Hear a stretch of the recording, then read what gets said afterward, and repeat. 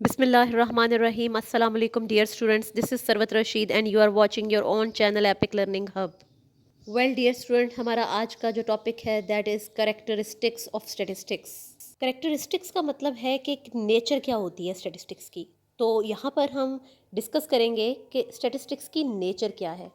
सबसे पहले जो हमारे पास पहली करेक्टरिस्टिक्स है वो है स्टैटिस्टिक्स आर न्यूमेरिकली एक्सप्रेस्ड, यानी न्यूमेरिक फॉर्म में होंगे, नॉन न्यूमेरिक नहीं होंगे. इसको हम ऑलरेडी डिस्कस कर चुके हैं. ठीक है. Statistics are aggregate of facts, यानी एग्रीगेट होगा फैक्ट्स और फिगर्स का, एक सिंगल इंडिविजुअल वैल्यू नहीं होगी. थर्ड हमारी करेक्टरिस्टिक है statistics are collected in systematic manner, यानी जो डेटा आप कलेक्ट कर रहे हैं वो एक प्रॉपर मैनर में, प्रॉपर ऑर्डर में आपने कलेक्ट करना है. नेक्स्ट है इट शुड बी कंपेयरेबल, यानी जो भी स्टैटिस्टिक्स आप कलेक्ट करते हैं उनको आप कंपेयर कर सकते हो.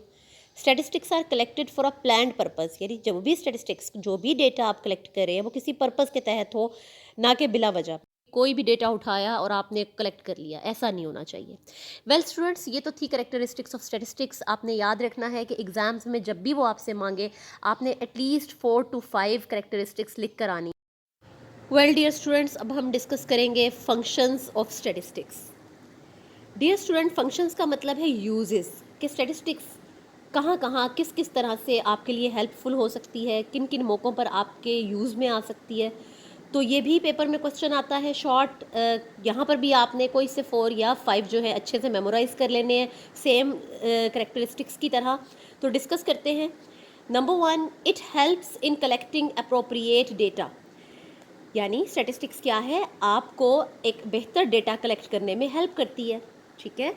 Number 2, statistics helps in presenting collected data in logical form, यानी आपने एक डेटा कलेक्ट किया तो स्टैटिस्टिक्स आपको नेक्स्ट भी हेल्प कर रही है कि आप उस डेटा को प्रेजेंट करें properly in form of table, ascending descending order, या इन फॉर्म ऑफ ग्राफ, एक लॉजिकल वे में, एक प्रिसाइज फॉर्म में.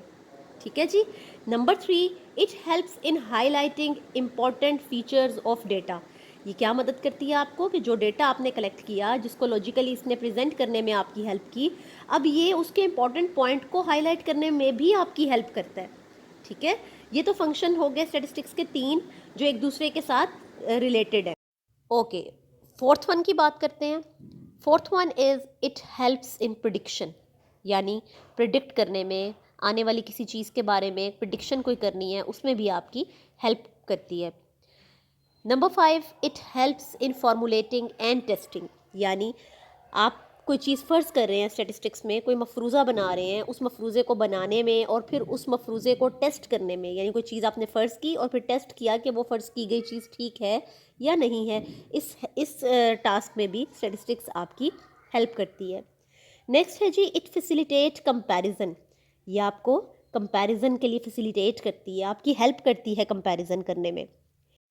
ओके डियर स्टूडेंट्स, तो अब बात करते हैं अपने लास्ट और थर्ड टॉपिक की, which is limitations of statistics.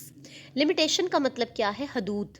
Statistics की हदूद क्या है, क्या लिमिट है स्टैटिस्टिक्स की, इससे आगे स्टैटिस्टिक्स काम नहीं करेगी. ठीक है. किस हद में रहते हुए स्टैटिस्टिक्स आपके साथ हेल्पफुल हो सकती है, आपको हेल्प आउट कर सकती है.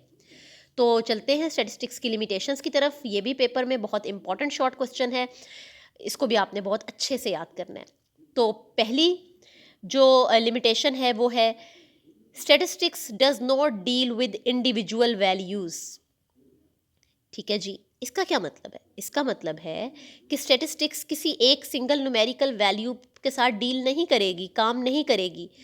स्टैटिस्टिक्स किसके साथ काम करेगी, it deals only with aggregates of facts and figure, यानी ये फैक्ट्स एंड फिगर्स के एग्रीगेट के साथ डील करेगी. मजमुआ होगा किसी चीज़ का तो आपके साथ वर्किंग करेगी, अदरवाइज एक सिंगल न्यूमेरिकल वैल्यू पर स्टैटिस्टिक्स अप्लाई नहीं होगी. नंबर 2 है जी statistics deals only with quantitative data, यानी स्टैटिस्टिक्स में जितने भी मेथड्स हम यूज़ कर रहे होते हैं वो सिर्फ क्वांटिटेटिव यानी न्यूमेरिकल डेटा के लिए यूज़फुल हैं. नॉन क्वांटिटेटिव यानी नॉन न्यूमेरिक डेटा, जिसको आप न्यूमेरिकली मैयर ना कर सकते हो, वहाँ पे स्टैटिस्टिक्स के मेथड अप्लाई नहीं हो सकते. Number 3, statistics results sometime leads to confusion, यानी स्टैटिस्टिक्स के जो रिजल्ट्स हैं वो आपको बाज़ औक़ात मिसलीड कर देते हैं, आपको जो है वो किसी कन्फ्यूजन में डाल सकते हैं, लाइक प्रॉपर आपको जो है वो रिजल्ट प्रोवाइड ना कर सकें, ऐसा भी होता है स्टैटिस्टिक्स में। और एग्जैक्ट यूजुअली स्टैटिस्टिक्स में रिजल्ट नहीं मिलते। Last one, fourth one, sorry, statistical concepts are same for social and physical sciences.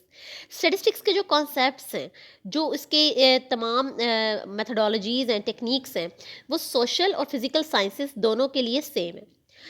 Social sciences में क्या आ जाता है? सोशल साइंसेस में इकोनॉमिक्स आ गई, साइकोलॉजी आ गई, सोशियोलॉजी आ गई, यानी इस तरह की फील्ड्स में स्टैटिस्टिक्स के जो कॉन्सेप्ट्स हैं सेम हैं जैसे फिजिकल साइंसेज में है, like physics, chemistry, biology etcetera.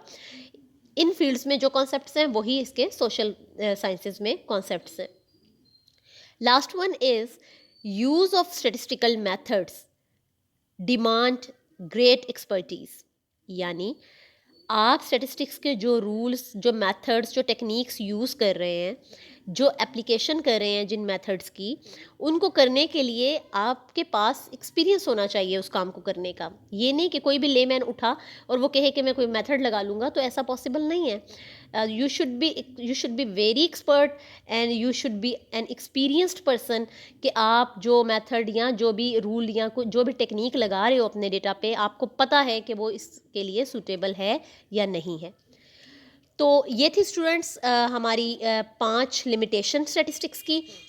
Okay students, characteristics की तरह फंक्शंस और लिमिटेशंस ऑफ स्टैटिस्टिक्स को भी में भी आपने 4 to 5 पॉइंट्स को अच्छे से मेमोराइज़ कर लेना है।